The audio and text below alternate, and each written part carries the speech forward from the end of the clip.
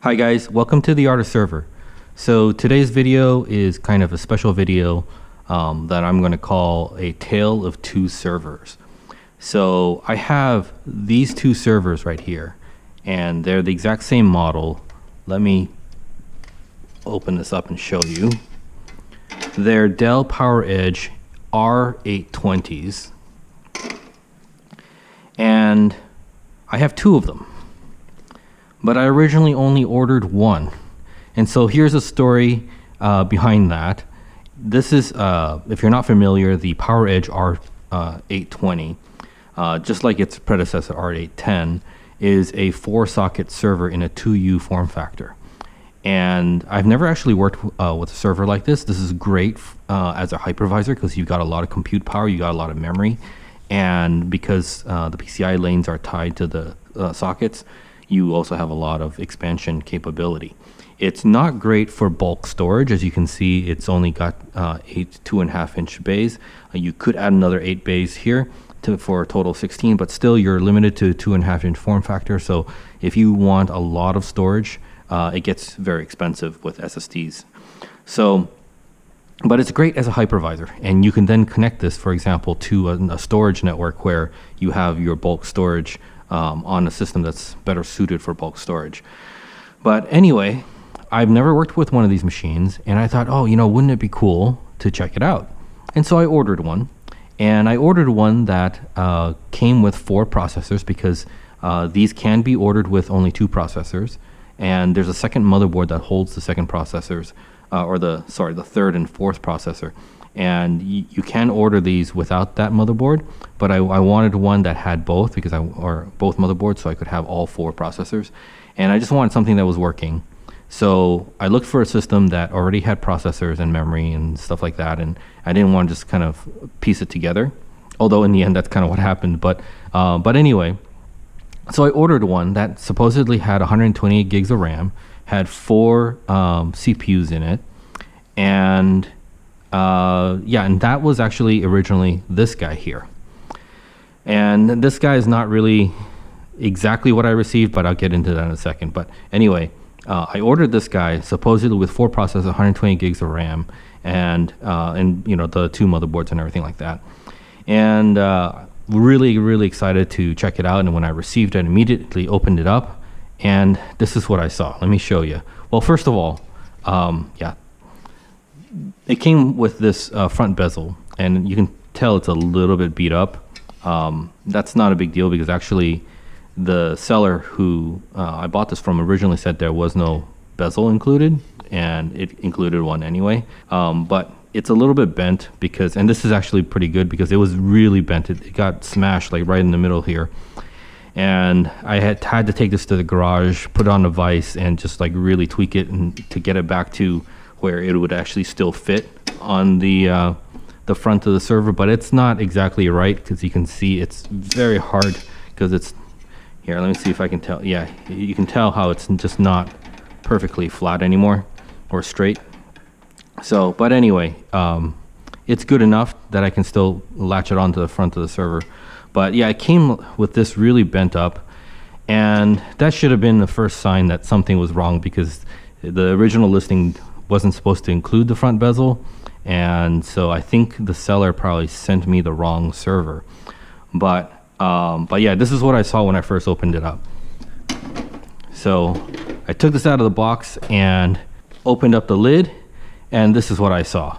So if you're not familiar, there's a missing major component, which is the fan wall. All right, so that means the server would not power on at all because there's just no cooling at all in the system. So that was my first sign that, okay, something's wrong here. And like I said, this was supposed to have 4 processors.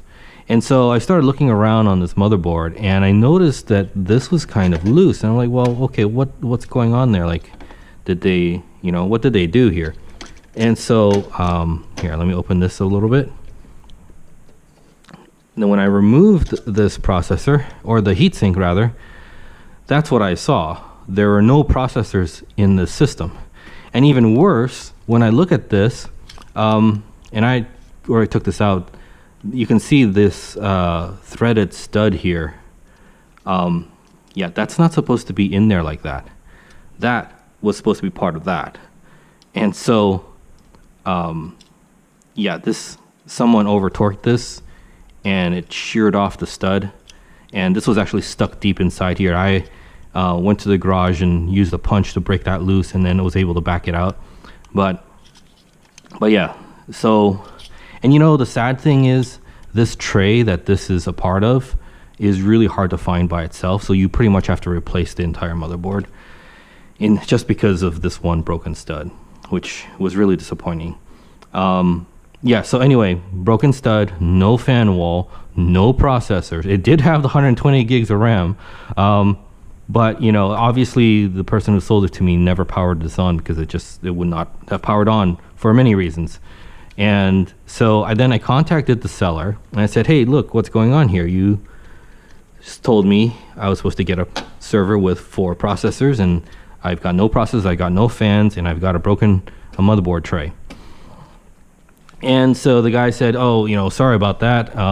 Apparently they didn't check it when they sent it.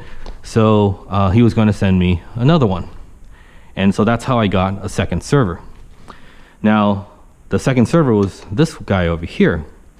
And when I got this guy, he said, hey, no problem. I made sure it powered on before I sent it out. I'm like, okay, terrific. That's, you know, good to hear. And so waited a week. This finally arrived, and you know, was really excited. All right, finally got something working. Took this out of the box, powered it on, and it didn't power on. The person who sent it to me said they tested it, and it, you know, the processors are in there. They told me basically this was a working unit, and that I could just take the RAM that they included in this one that was not a working unit and put it over here. Anyway, it wasn't a working unit. The motherboard would not power on at all. Usually with these systems, and they both have iDRAC, usually when you plug in power, even without turning on the server itself, iDRAC will turn on, and you'll see the network port lights blinking and stuff like that. Like, none of that was happening on this system. So I contacted them. They weren't really sure why that was. He said he swore up and down that, like, basically he turned it on, make sure it was working, and then took out the RAM and sent it to me. But yeah, that's not what happened when I received it. So after some haggling and back and forth of like, hey, you know, you've sent me 2 servers now that none of them work. What's going on? I finally decided that, okay, let's try to put something together that worked. And so the motherboard that this came in with didn't work. It didn't power on, just was no good. I took the motherboard out of this guy, the main motherboard. So by the way, there's 2 motherboards in here. So let me just kind of show you. So this is the upper motherboard that has 2 processors. And there's the main motherboard underneath that has 2 processors. That's how it fits 4 sockets in these systems. So the motherboard that was down in here, we didn't know if it was going to work or not because there was just no processors in it. But I kind of said, well, okay, let's see if it might work. So I took the motherboard out of this machine, put it in here because that motherboard definitely didn't power on at all, and transplanted the processors that came with this machine into this machine, and used the second motherboard. This also came with second motherboard because I couldn't use this one since the stud for the heatsink was broken. I couldn't attach anything to that, so I used that in this, you know, the second motherboard that came in the second system. I just kind of used it as is with the main motherboard from the first system. And so I thought, okay, you know, let's hope that this works. And transplanted the processors and memory. Well, the processors were already came with this system, which was on this motherboard. Moved those processors over, moved over the memory, plugged it in, and the iDRAC actually lit up. So I was like, okay, we're making progress here. I've got something that might actually work. And so then I started powering it on, and this one came with fans. This one didn't. Powered this guy up, and immediately I'm getting a intrusion alert, meaning that the lid is open or something like that. But the lid was closed. So I'm like, okay, well, what the heck? Then I looked at that system, and found out that the switch here, that's the intrusion detection switch on this riser, riser 3 here, was broken, and that's this one. So then I had to swap the riser over to this one because this one had a working riser. So anyway, after swapping parts back and forth, and finally put together a system that worked. Okay, so this guy works. This guy has a whole bunch of problems. So basically all the problems went in this guy. There's a dead motherboard, a main motherboard. There's a secondary motherboard that has a broken stud, so it's not usable. It cannot attach the heatsink properly. And there's a riser 3 that has a broken switch, so it's a permanent intrusion alert on there. And this is also missing the fan. So anyway, at the end of it all, I finally got one R820 working, and I'm happy about it. It's been fine so far. And so I thought, well, what do I do with this guy? It's got so many problems. And honestly, I was probably just going to scrap it at first. And then I thought, like, well, you know, I mean, if you guys probably can relate, right? Like, we love these machines, and it just didn't feel right to just take this whole thing and just scrap it, even though there was just so many problems here. And so I thought about it, and you know, it's kind of a hassle to take this to a recycler anyway. And you know, if it's in California, at least, if the recyclers have to spend too much time on getting something working, they're just going to throw it out. You know, it's just, you know, it's not worth the time and labor to make it work. And so I just was kind of feeling bad for this guy, you know, and I've got one guy that works perfectly fine now, and basically this was the donor to make all this work. And so then I thought, you know what, let's see if we can get this server working.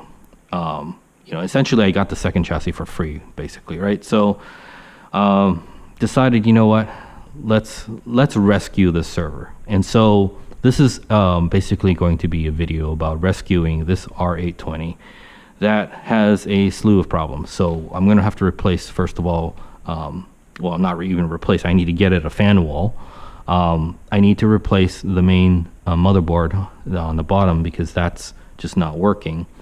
And I need to replace the upper motherboard, which, you know, really the only problem is the tray that with the stud, and it's not easily fixable. So, and I think it's just cheaper to buy the entire upper motherboard. So I'm going to get that. And we're going to have to get a replacement for the riser 3 that has the broken intrusion switch. And so anyway, the rest of this video is me basically buying parts and trying to get this R820 put together into a working condition. So anyway, I just wanted to start this video out with sharing this little story I had about these two servers, and we're gonna you know, after fixing this guy up and hopefully selling it, and by the way, if you guys are interested in this, you're gonna see how I get this working. Hopefully, I haven't done it yet at the time of this recording, so I'm hoping that I'm gonna get this working. I hope it's not going to be a money pit where I keep buying parts and it keeps finding more problems. That would really suck. But anyway, I'm hoping to get this together, and if you're interested in it, you know, reach out to me at some point. But I'm going to be making more videos about the R820. I'm going to set it up as a hypervisor. I'm thinking of maybe doing some videos on what is that? Overt. I don't know if you guys have heard of Overt. It's an open source like virtualization hypervisor thing. Not as popular as Proxmox and all that stuff, but I kind of like it because it has its roots with Red Hat, and my Linux background is primarily with Red Hat. But anyway, I'm going to try Overt on this guy because I think it'll make a great compute node. And you know, anyway, we'll see more videos about that. But today's video is about rescuing this server. It's going to be across multiple days probably because I have to order some parts and stuff like that. So I will be stitching together a couple different videos showing how I eventually get this guy in working order. If I do, let's just keep your fingers crossed and hope that I do. Well, guys, I'm not having a great start to this server rescue project. I ordered a new motherboard for the R820 that we're going to rescue. The first motherboard that arrived was this one, this was pretty beat up. I tried to straighten it out, but basically this half of this end of the motherboard got bent. These were all bent back. This switch was broken off. I tried to reassemble this stuff and bent this back. It's not perfect. Ended up damaging a little bit of the back. But what's worst is that you can see this is completely loose. This board was actually also bent. So anyway, I didn't want to use that. Yeah, I mean, maybe this is fixable and maybe we can bend this PCB back, but it's not great. So ordered another motherboard. This one arrived in good shape. So we're going to be able to move forward. Nothing's broken. This actually came in pristine condition. So we're going to use this today, see if we can get that R820 working again. So hopefully this motherboard's good. I haven't tested it yet. We're going to have to install it, plug in the power and all that, and make sure this will work. And I'll test it out with 2 processors first, and then we'll worry about the second motherboard and the other, the third and fourth processors. I also got, as you can see back there, fan wall. Definitely need that. I can't run that server without the fans. So anyway, yeah, we're ready to do the motherboard swap now. So I'm going to go ahead and do that. All right, so this is the R820 that has all the problems. This top motherboard has a broken stud here, and it's unusable because I cannot secure the heatsink correctly. The bottom motherboard is dead, doesn't power on. That's the first thing we're gonna have to replace in order to test anything out. So we gotta remove everything. I'm gonna start out by taking off the second motherboard. So this is pretty easy to remove. You simply pull up on this lever here, and as you lever it up, it has these hooks on the bottom that disengage the motherboard from the bottom motherboard, and you just lift it out like that. And we're going to make use of some of the components in here. We're going to reuse the heat sinks. All right, so what remains is to basically disconnect everything. Oh, all right, we got to first disconnect everything that's connected to the motherboard. So I'll start with the power supplies.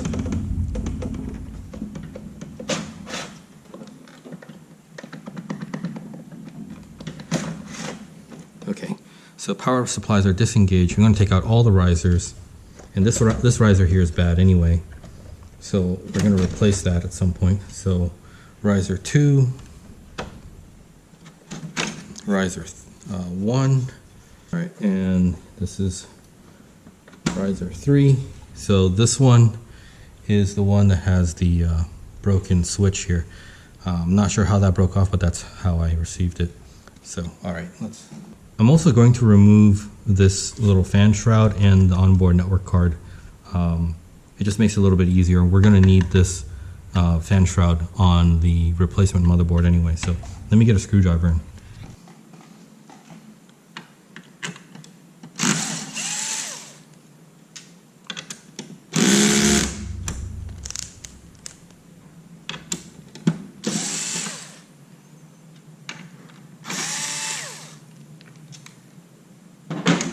Right, so we're going to reuse this and the 3 screws that came with it. And let's also get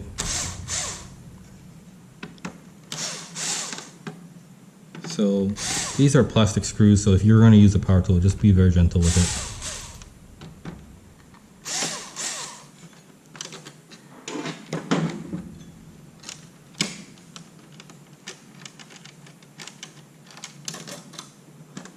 Okay, so got the onboard network card out, and this is an Intel one, so it's not the usual Broadcom one. Intel ones tend to have great compatibility with a lot of different OSs. So, okay, what else we got? Some cables here. Yeah, we're gonna have to disconnect all the cables here. So there's this, let's see, where should I start? Yeah, let's start with, there is a SATA. Okay, so this is a SATA cable that I think goes to the optical drive, and that's caught underneath this. So here's the backplane signal cable to the 8-bay backplane right there. I'm going to disconnect that. This is the power connector for that backplane. I'm going to get that disconnected as well. Let's see if I can route these in a way so that they stay out of my way. All right. Okay, and now we can get this SATA cable out of the way. Well, actually, you know what? We probably don't need to completely unroute it because we're going to just put the motherboard back in. All right, there is some sort of signal cable here. I'm not familiar with what this is for. Let's see, seems to go to the front switch panel, so maybe this is something related to, yeah, I don't know. Let's see, is there a latch mechanism on this? Oh yeah. Okay, so there's a little latch on this side over here. Hopefully you guys can see that in the camera. But basically you just have to press on that to release the latch, and then that comes out. All right.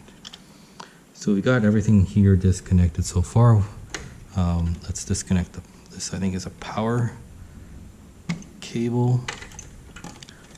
What is this? So it looks like some vegetation. Well, anyway, we're gonna take that out. And you know what? This motherboard's no good, so we're gonna repurpose a lot of these DIMM, what do you call it? Blanks. They prevent air from flowing over empty DIMM sockets. So those are good to have if you're not going to fully populate all your DIMMs. So we're going to repurpose some of those, and we'll probably have to repurpose these processor, the heat sinks too. Well, actually, you know what? The replacement has heat sinks, so we might not have to worry about that. Okay. And then one last cable, I think here, is to the front switch panel. Okay. So let me just move all these cables out of the way. So I think we have everything disconnected.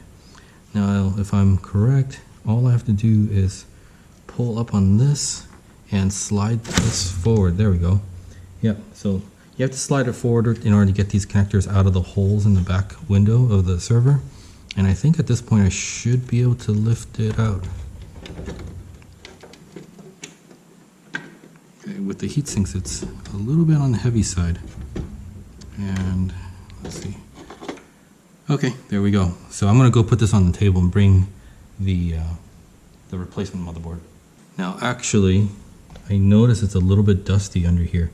So this might be a good time to just kind of clean that up a little bit. All right, guys, I'm back here with this cleaner, and this is not an all-purpose cleaner, by the way. This is Orange Clean, and the bottle didn't work anymore, so I transferred it into this thing. Got myself some paper towels. You know what? I'm gonna spray this down a little bit.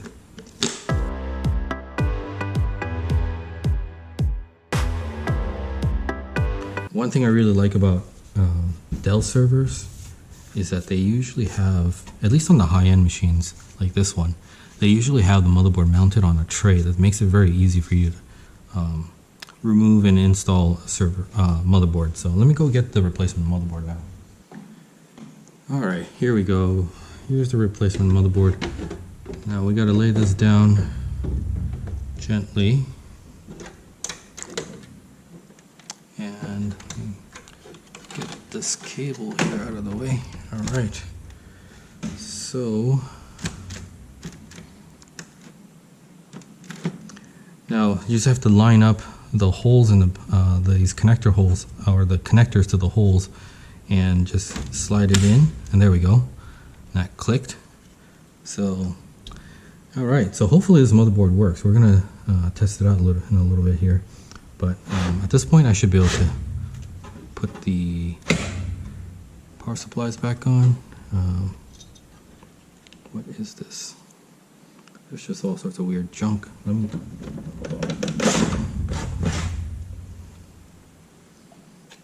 Yeah, this.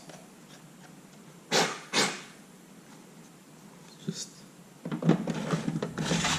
really filthy. All right, so okay, power supplies are plugged back in. Yeah, there's some debris in here, and that's not good. I'm gonna have to get an air compressor and blow that out later on. But all right, anyway, first let's get the network card back in here.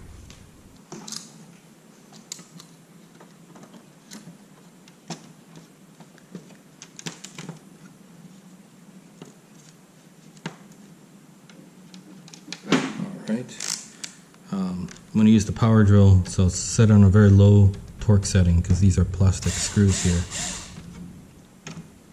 And you don't actually even want to, you don't really want to clutch out too much on this. All right, so that should be good enough though.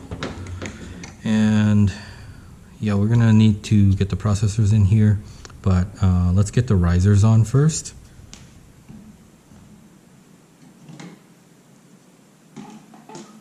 Okay, so this is riser 1. Let me just put this right there. Riser 1 goes in like this. Okay, and then riser 2.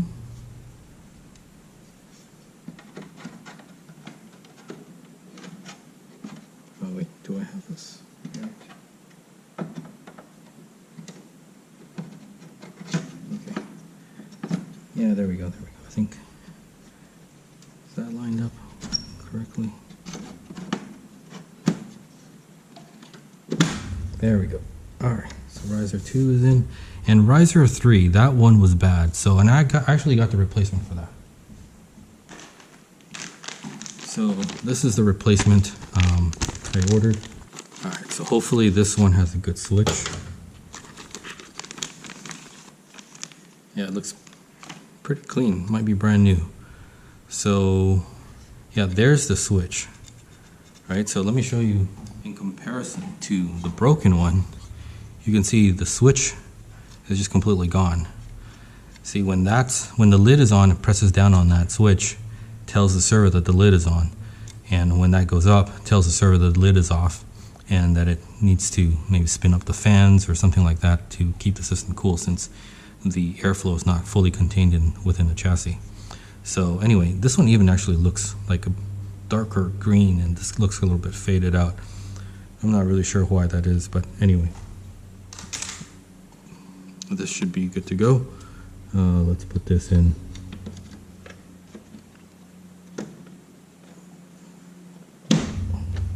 Alright, so all the risers are in. Terrific. Now we got to connect all those cables again. So let me start with this one, which is some sort of data cable, I think. And maybe I'll keep that a little bit loose until I plug this in. Okay. There's a click. And I'm going to route it within the channel back here. Okay.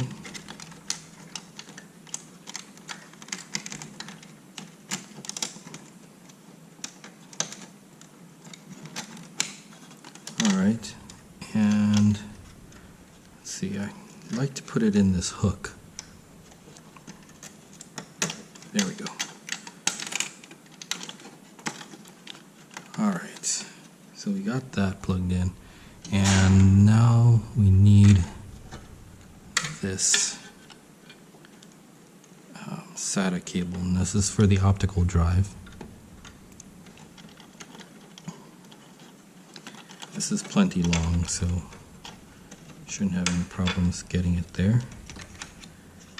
Alright, so there's the connector for the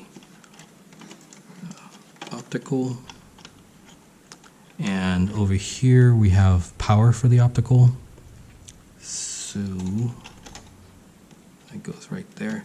And you know what, I'm gonna try to wrap this around those cables, just make it a little bit tighter and neater.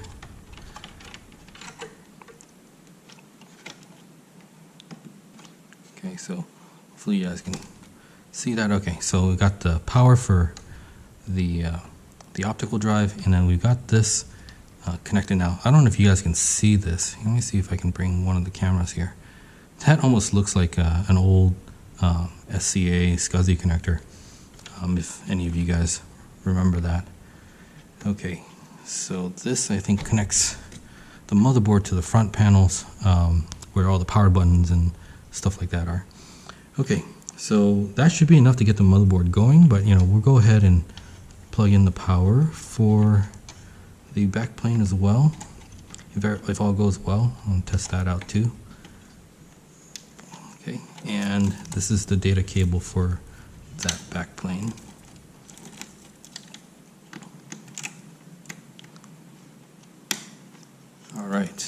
All right, so got to get some memory and processors in here, but before that, I need to blow out all this dust.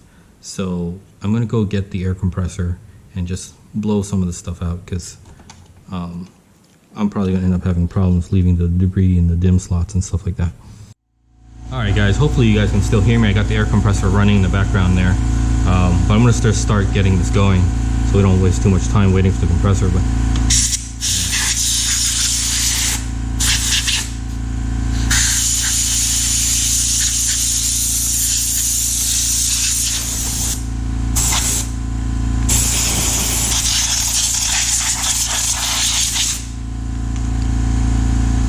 I'm blowing this way because they're just bigger openings towards the front, and I just want to get all that debris out that way, and I can clean it out later. If I blow it towards the back, there's just more obstructions and it might be harder to get things out.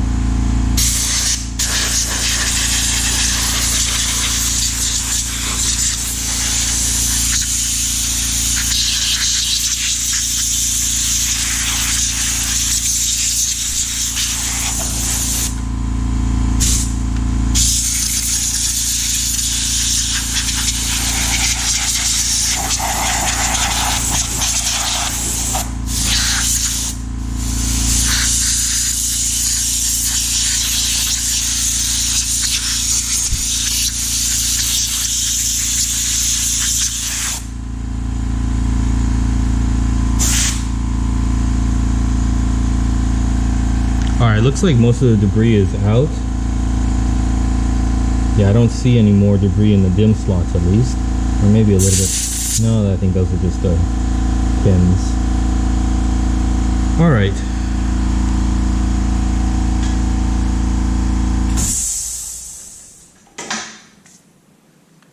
Alright, I think we got most of the debris out. I'm going to go ahead and put in a couple of test processors in this.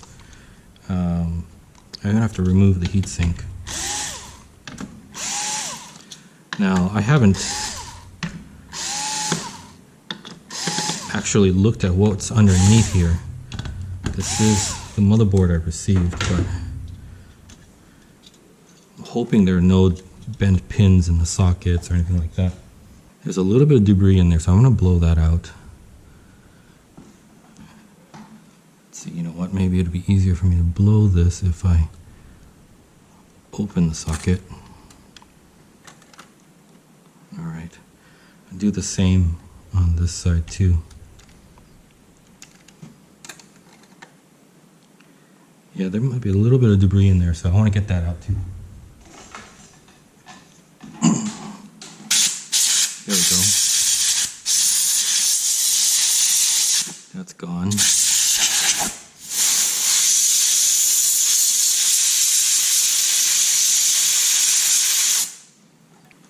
Now I've got this tray of E5 4600 series processors that are meant for this system. I've got some 4610s. These are the Sandy Bridge ones, and then I've got the higher high frequency 42 or 4627 V2s. Those will be the ones that we'll do or use for the final install. Right now I just want to test them with some really cheap processors because I don't know if this motherboard has a short or is going to fry anything.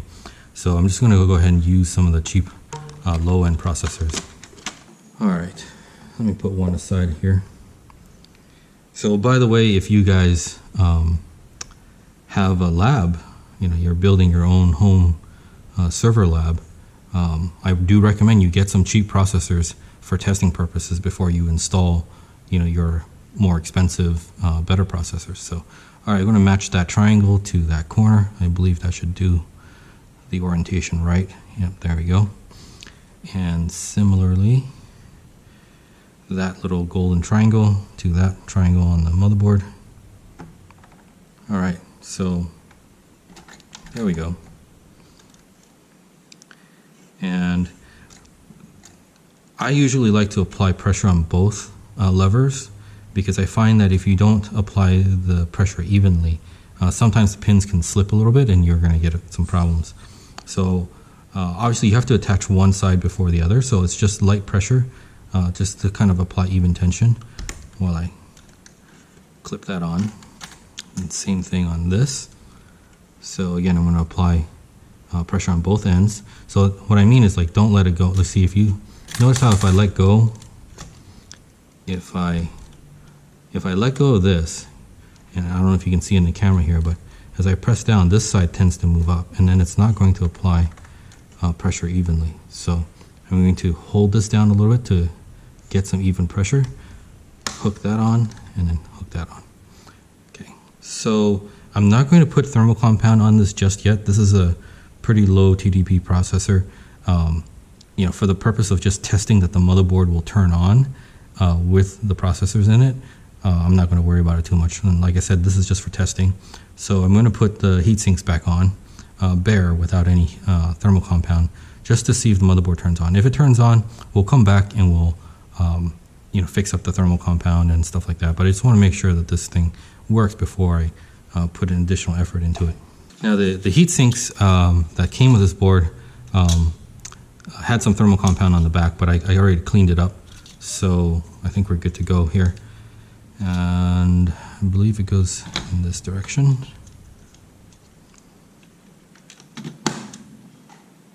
All right, so I'll just apply a little pressure here. And I have this, you'll hear the power driver clutch out, but I have it at a very, very low torque setting. So I'm not really trying to tighten this down super tight. The springs will do the pressure, to apply the right pressure for me anyway.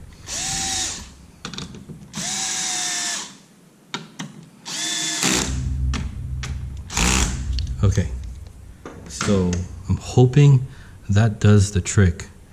And I'm going to start out with just one memory module per CPU. So let's see where I'm looking at the markings for the DIMM slots. I'm trying to find the one that I need. Here's A1. Okay, so I need to have at least one DIMM in there, and B1 is over here. Okay, so I'm going to put one DIMM here, one DIMM there, and get the fan. Oh yeah, let's get the fan back on, because we absolutely have to have that.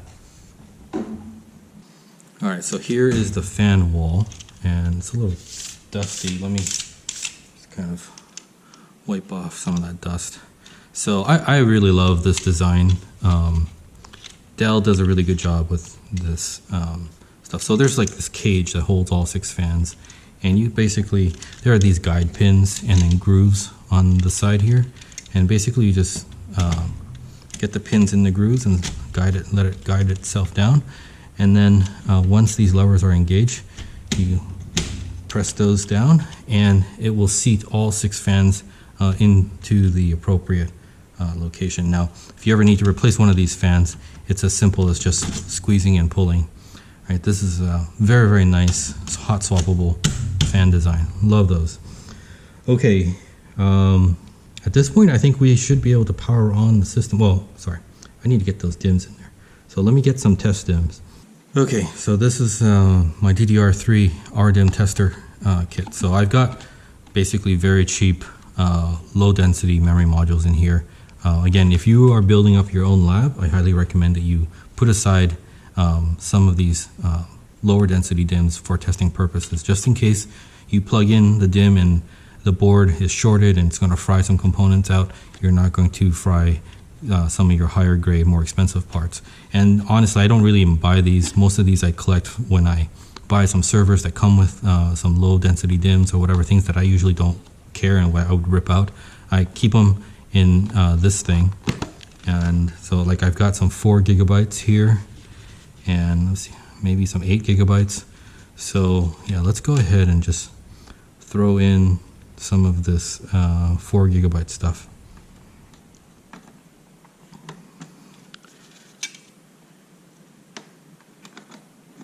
So yeah, if you have a lab and you're tinkering with a lot of different machines, it's always good to have some low-end stuff that you won't feel the pain as much if they get fried, and so processors, memory, you know, that kind of stuff.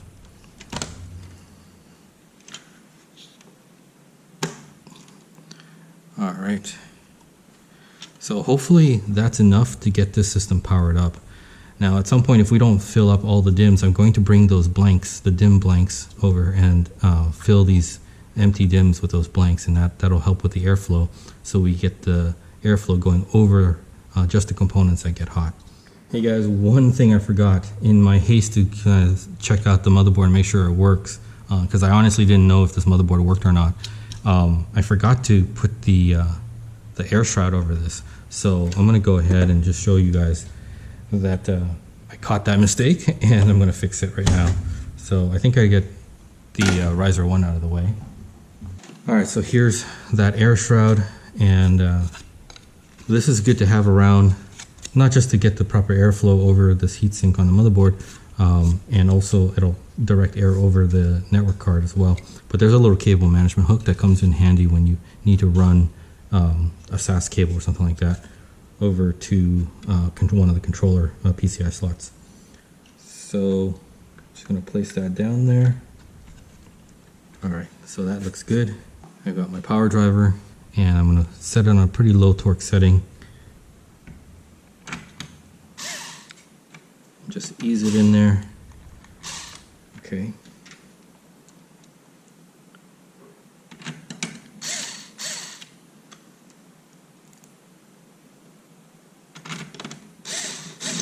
Now, if any of you guys are paying attention to this video, you'll notice that there's this little tiny little PCI slot in here, and that's for a onboard SD card option that you can use.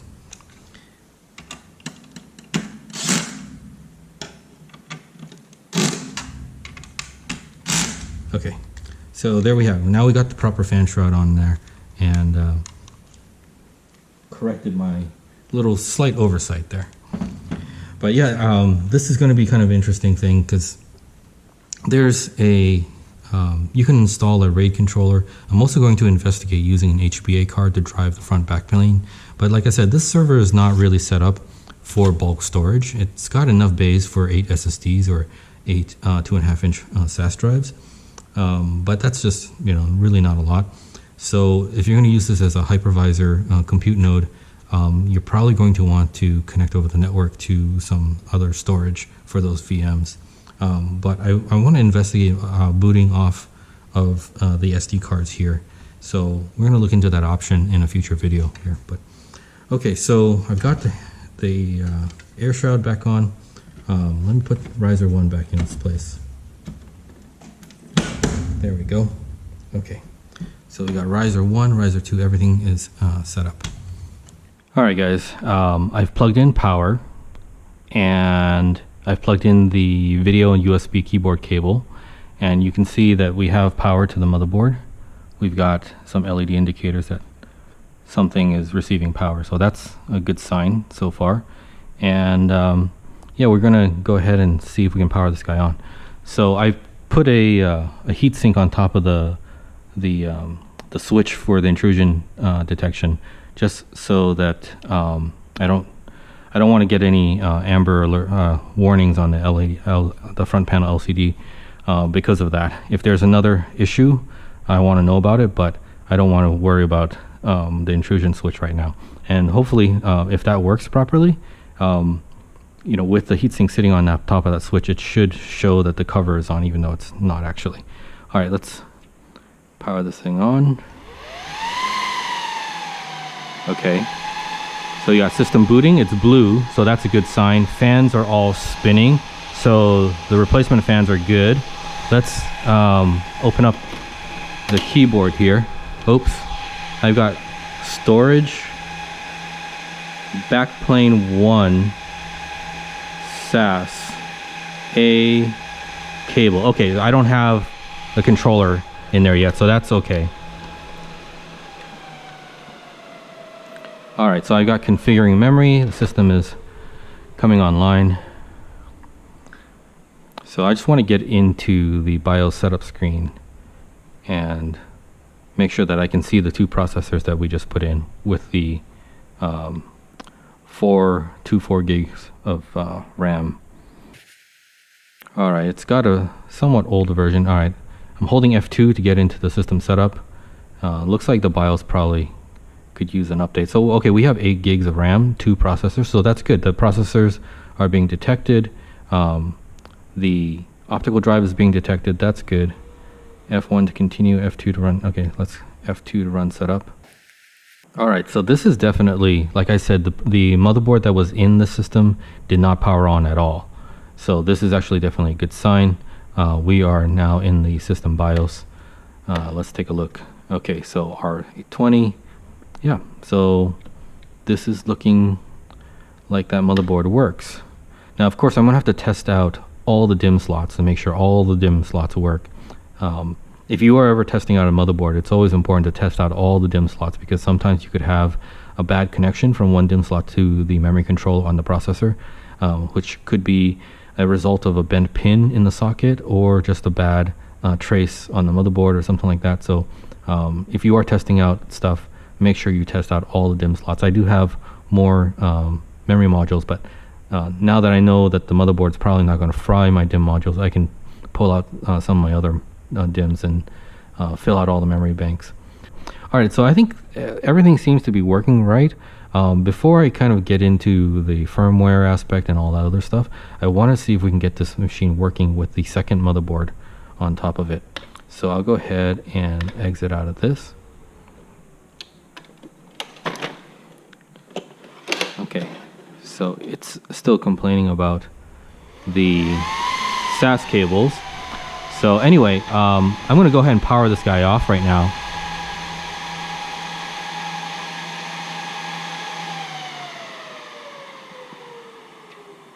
All right, it's off.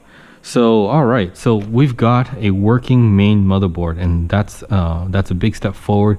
We've also I didn't see any warnings about the intrusion sensor, so I think we've got a good riser 3. So that problem's been solved. We've got the fan wall back in here, so this system is starting to come together as something functional again.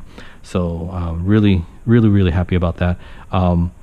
It's getting late, so I'm going to probably defer installing the upper motherboard to another time, and I'll put all these videos together into this server rescue video. So anyway, that's it for now, and then next we'll work on the second motherboard and maybe put in a SAS controller and some SAS cables to get this backplane functional, so we can get rid of this SAS A cable missing error. Thank you very much for watching the server rescue story. Please be sure to give me a thumbs up if you enjoyed this video, and be sure to subscribe and stay tuned for the second episode of the server rescue story, where we discover some unexpected twists and turns as we continue to fix up this PowerEdge R820. Have a great day, guys. Bye-bye.